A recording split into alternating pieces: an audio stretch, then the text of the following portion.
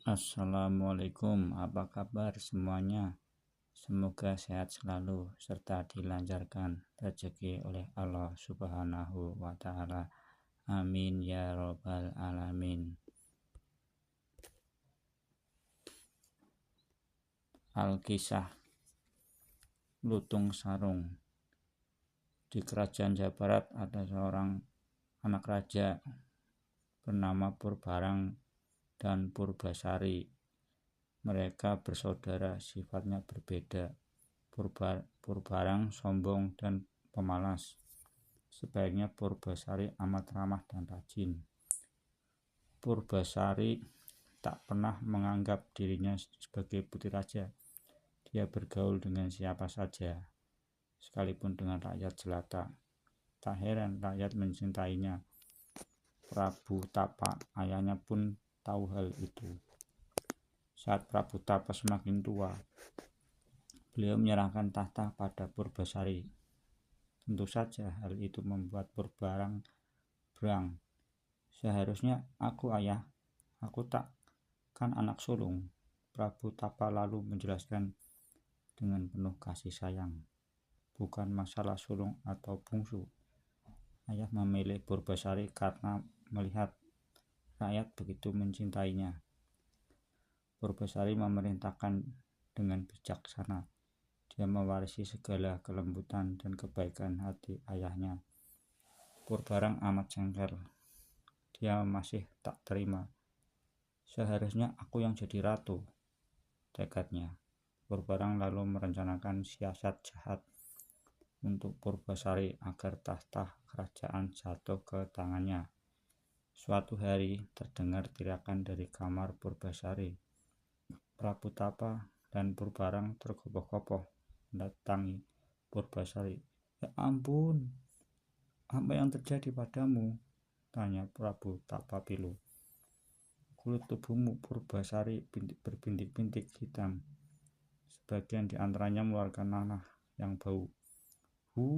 Kenapa jadi begini? Purbasari menangis tak mengerti. Melihat adiknya menangis, Purbarang tak kasihan. Dia malah membujuk ayahnya untuk mengasingkan Purbasari. Ayah, jangan-jangan ini penyakit menular. Dia harus diasingkan. Ya tak mau kan seluruh negeri terserang penyakit mengerikan ini. Mendengar perkataan kakaknya, Purbasari semakin menangis. Jangan asingkan aku, ayah. Prabu Tapa bimbang. Apalagi tabib istana juga tak mengerti apa yang terjadi pada Purbasari. Purbarang benar. Jika ini penyakit menular, seluruh rakyat bisa terserang. Maafkan ayah. Nah, ini untuk kebaikan semua orang, kata Prabu Tapa. Akhirnya Purbasari diasingkan ke hutan. Di sana patih istana membuatkan sebuah rumah sederhana. Hati Purbasari amat sedih. Namun demi rakyatnya, ia akhirnya ikhlas. Purbasari mulai menjalani hari-harinya di hutan. Walau tak ada yang bisa diajak berbicara, dia bisa bercanda dengan burung, semut, dan kupu-kupu. Purbasari berusaha tetap ikhlas. Suatu pagi, Purbasari sedang memetik bunga. Tiba-tiba dari atas pohon ada hewan berayun-ayun. Oh, ada lutung, teriak Purbasari. Lutung itu turun lalu menyodorkan sebiji mangga pada Purbasari. Purbasari amat senang. Kini ia punya teman. Meski tak bisa bicara, lutung itu amat mengerti Purbasari. Dia membantu Purbasari mencarikan makanan. Dia juga mendengarkan segala keluh kesah Purbasari. Purbasari memanggil lutung itu dengan sebutan Lutung Kasarung, yang berarti lutung yang tersesat. Sudah berbulan-bulan Purbasari tinggal di hutan, namun penyakitnya tak sembuh juga. Ia bercermin memandang wajahnya yang tampak mengerikan. Duhai Tuhanku, kapan penyakitku akan sembuh? Tanya pilu. Mendengar ratapan Purbasari, Lutung Kasarung lalu memetik banyak bunga dan memberikan pada Purbasari. Kamu ingin akan membasuh diri dengan bunga-bunga ini?" tanya Purbasari. Lutung Kasarung mengangguk. "Percuma, bau tubuhku terlalu busuk." Purbasari menolak.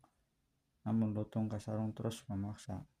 Dia memberi Purbasari masuk ke dalam hutan. Di sana ternyata ada danau luas yang airnya bening dan harum. Purbasari lalu membasuh diri dengan air danau dicampur bunga-bunga yang dipetik Lutung Kasarung. Ajaib! Penyakit kulit Purbasari hilang. Kulitnya kini kembali bersih, tak berbintik. "Terima kasih Tuhan." Purbasari tak henti-hentinya mengucap syukur. Ia lalu berencana untuk kembali ke istana. Ketika hendak bersiap-siap, tiba-tiba datang sebuah kereta kencana yang akan mengantar mereka ke istana. Sampainya di istana, Purbasari turun dari kereta tersebut bersama dengan Lutung Kasarung. Melihat Purbasari, Purbarang menjadi penasaran, "Bagaimana kamu bisa sembuh?" Purbasari pun menceritakan semuanya. Mendengar hal tersebut, Purbarang lalu memutar otak agar Purbasari tidak kembali ke istana. "Adikku sayang, kamu boleh kembali ke istana dan menjadi ratu dengan satu syarat, yaitu kamu harus mengalahkanku." Purbarang mengurai rambutnya. "Jika rambutmu lebih panjang daripada aku, kamu boleh kembali ke istana." Purbasari pun mengurai rambutnya. Ternyata rambutnya lebih panjang. Hidup di hutan berbulan-bulan membuatnya tak pernah memotong rambut. Masih tak mau kalah, Purbarang lantas memberikan satu syarat lagi. "Ini Indrajaya suamiku. Dia tampan sekali. Jika kamu memiliki calon suami yang lebih tampan dari dia, maka aku kembalikan tahta ratu padamu," kata Purbarang. Purbasari terdiam. Ia tak memiliki calon suami. Saat hendak membuka mulut mengakui kekalahannya, tiba-tiba Lutung Kasarung menarik jari Purbasari dan menunjuk dirinya sendiri. "Oh, kamu mau jadi suamiku?" "Tapi kamu kan," Purbasari berbisik bingung. Lutung Kasarung mengangguk sambil terus menunjuk dirinya. "Calon suamiku adalah dia." Purbasari menunjuk Lutung Kasarung. Sontak pecahlah tawa Purbarang dan Indrajaya. "Lutung? Calon suamimu Lutung? Mana mungkin dia mengalahkan ketampanan Indrajaya?" Purbarang dan Indrajaya membalikkan tubuhnya, bersiap kembali naik kereta ke Cana. Sebelum Purbarang mengalahkan kaki, terdengar suara aneh. Ajaib, tubuh Lutung Kasarung tiba-tiba berubah menjadi pria yang jauh lebih tampan dari Indrajaya. Siapa kamu?" Purbarang ketakutan. Ia menelisik pria itu dari ujung rambut hingga ujung kaki. "Aku Lutung Kasarung, calon suami Purbasari." Purbasari terkejut, lalu Lutung Kasarung menceritakan asal-usul yang ternyata merupakan pangeran. Saat masih bayi, ia dikutuk oleh musuh ayahnya. Kutukan tersebut akan hilang jika ada perempuan baik hati yang mengakui sebagai calon suami. Purbarang lantas mengaku kalah. Ia mengajak Purbasari pulang ke istana dan kembali menjadi ratu. Tak beberapa lama, Lutung Kasarung datang melamar Purbasari. Mereka menikah dan hidup bahagia selama-lamanya.